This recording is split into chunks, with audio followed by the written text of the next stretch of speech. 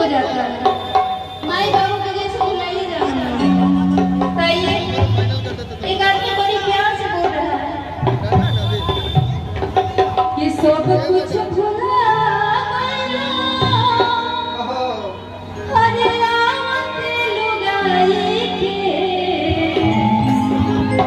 सब कुछ भुला अरे आवते लुगाई के अब बेटा से पटवाना मोरे गुमाई के बेटा से पटवाना मोरे गुमाई के सब कुछ भुला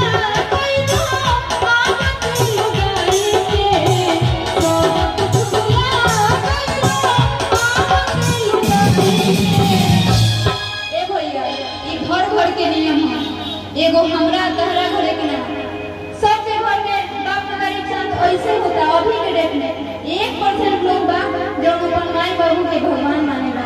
मंदिर में तो सब कोई देवी माई के मानेला पूजेला, लेकिन अपना घर में माई के ना मानेला।